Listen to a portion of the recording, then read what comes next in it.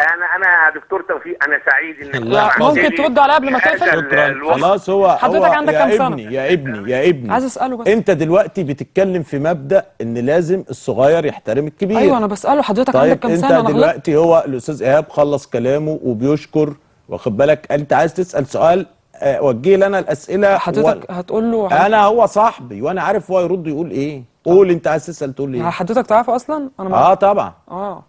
هو كام سنه؟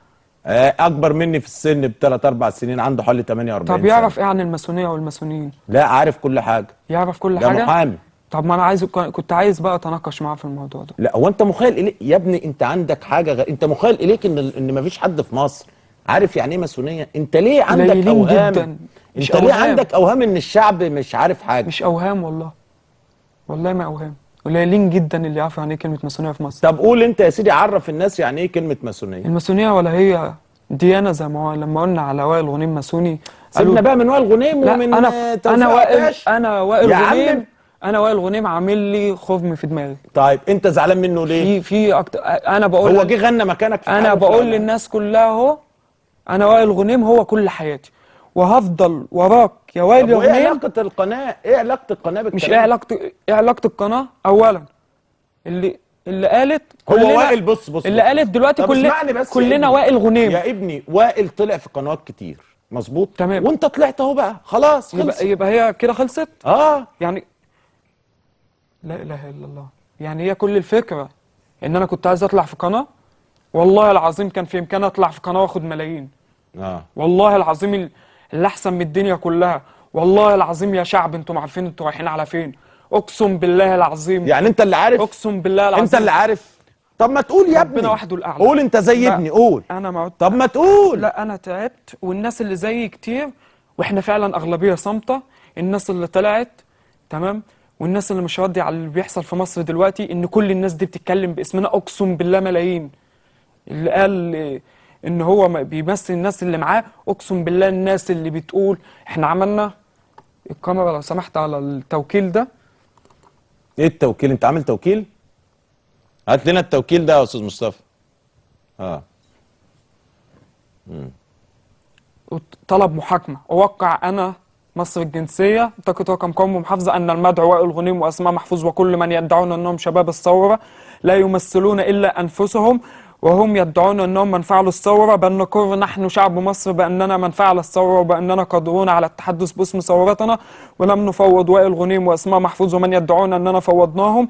لذلك اقر انا الموقع على هذا الطلب بانني لم افوضهم، واني اطالب بمحاكمتهم لمعرفه من فوضهم باسمي واسم شباب الثوره، بل والتحقيق معهم لتحريض الشعب ضد الجيش المصري واخلال استقرار البلاد.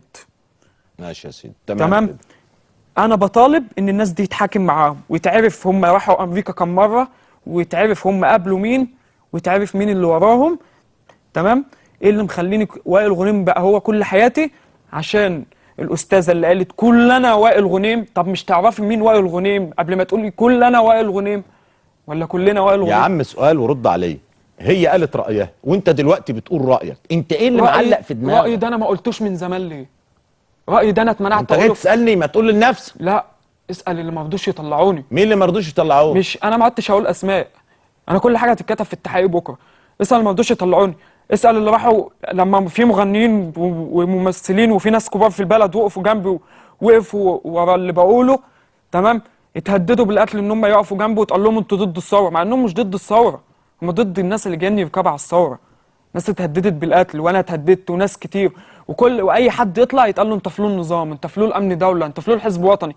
طب فين دلوقتي النظام وفين الحزب الوطني وفين كل ده؟ وفين امن الدوله؟ وفين امن الدوله؟ سافر. يبقى سيبونا نتكلم، سيبوا الناس اللي زي على فكره اللي زي كتير واللي اقسم بالله العظيم، اقسم بالله العظيم طلب المحاكمه ده انا عندي استعداد اخلي مليون واحد يوقع عليه، مليون واحد يوقع عليه، لان كل الناس بتقول مين جاب لنا الناس دي؟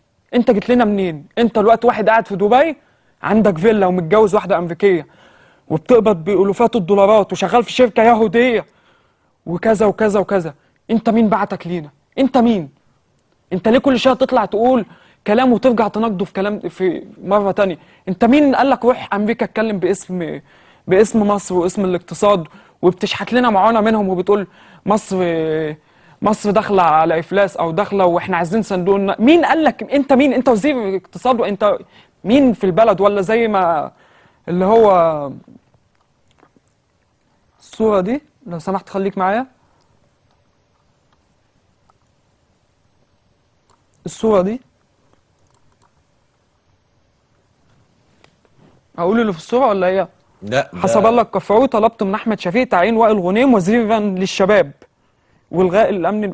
الحته اللي فوق دي وائل غنيم اللي انتوا بتقولوا انا ببحث وراه ليه؟ عايزينه يبقى وزير الشباب خلاص يا ابني. وبيتكلم دلوقتي يا ابني باسم. خلاص. انا غلطان؟ لا انت مش غلطان، كل طب- واحد له رايه وكل طب واحد حر. انا رايي ده ما قلتوش ليه من زمان؟ ليه ومين اللي منعك تقوله؟ شوفوا مين اللي منعني ان انا اطلع على تلفزيون بلدي وابقى مين في انت الراي رحت؟ والراي الاخر. انت رحت تطلع في تلفزيون مصر اللي وما منعني رفضهم؟ اللي منعني واللي منعني كتير. ناس بتطلع كل يوم على التلفزيون تتكلم باسم الثوره. انا ولا ليا اخ مات ولا ليا حد مات ولا عدت من هنا ورايح. انا ما عدتش طالع على التلفزيون تاني.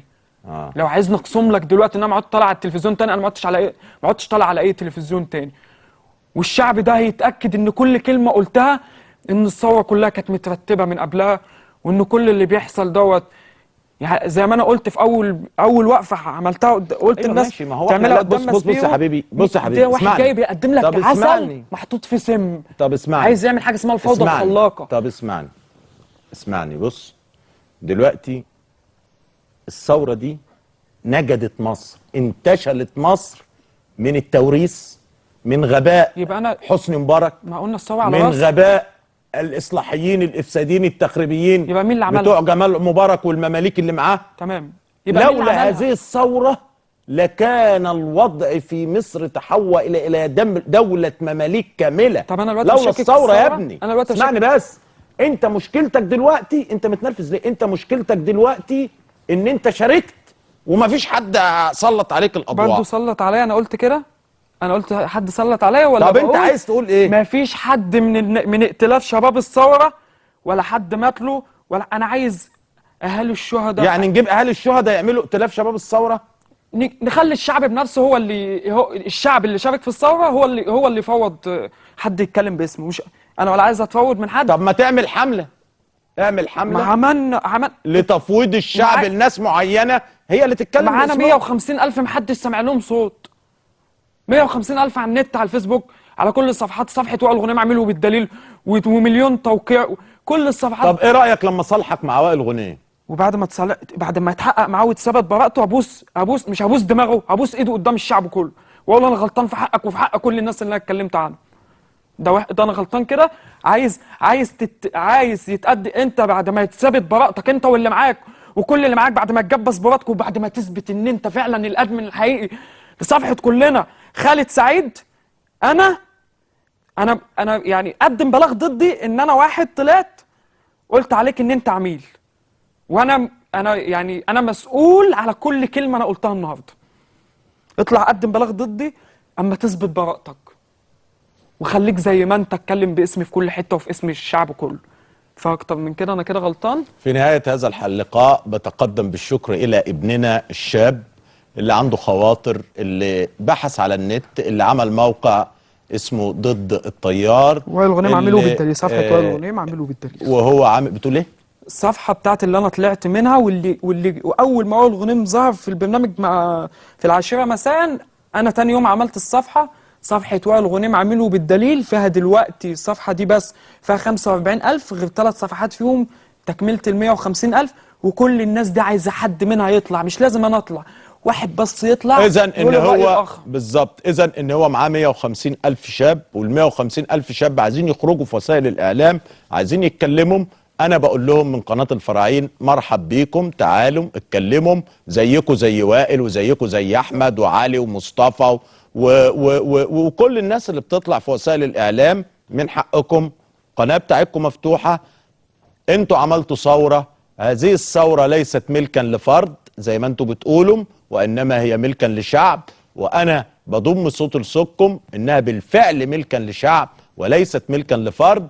يا احمد، ال 150,000 اللي معاك هاتهم يا عم يطلعوا، احنا مع القناه مفتوحه. انا اجيب لك ناس كتير واحده اتصلت بيا دكتوره قعدت تعيط وتقول لي مين وائل غنيم ومين الناس اللي بتطلع تتكلم باسم الدكتوره دي شاركت في الثوره؟ الدكتوره دي كانت بتبات في التحرير واتطلقت من جوزها بسبب بيتها في التحرير.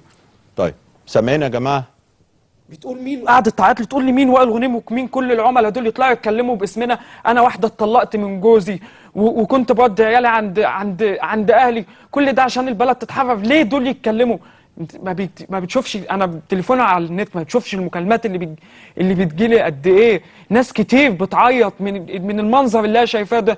كنت فين يا وائل غنيم؟ كنت بترقص لما الريس تنحى وانت بتقول للناس انزلوا، كنت عمال ترقص، كنت عمال نايم، كنت فين؟ انا عايز دليل يثبت ان انت ادمن البيج، عايز دليل يثبت انك فعلا كنت معتقل ولا لا. ما هو اللي معتقل ما يطلعش بحظاظه في ايده ولابتوب. هم بيدخلوا الوقت مع المعتقلين السياسيين لابتوبات، طالع من العربيه بتاعت الدكتور حسام بدوي باللابتوب في ايده والفيديوهات وكل حاجه موجوده. ده كله يتقدم ويتحقق ونعرف انت مين يا ابن الناس، مين بعتك لينا، انت جاي تعمل ايه؟ انت جاي بتقدم عسل في سم. العسل هو التغيير اللي كلنا عايزينه، السم في الفوضى الخلاقه اللي هو عايزها تمشي في البلد. انا بطالب ان الصفحه دي تتسحب. الصفحه دي بقت هي دوله مصر دلوقتي على النت. الصفحه دي تتسحب من وائل غنيم ويمسكها اي حد مسؤول في البلد. القوات المسلحه هي اللي تمسك الصفحه دي. انت واحد وطني، سلم الصفحه دي للقوات المسلحه عشان ما تقولش اي كلمه من هنا ورايح للناس، والناس تمشي زي ما انت عايز. ما انت واحد دلوقتي في ايدك، لو قلت انا قلت لحضرتك في ايده دلوقتي يقول للناس انزلوا قدام قناه الفراعين لانها استضافت احمد سبايدر، هتلاقي هنا الوفات مؤلفه بالطالب باغلاق القناه. وطبعا القوات المسلحه لا حول ولا قوه هتعمل ايه مع اراده الشعب؟ هو ده اللي هيتم.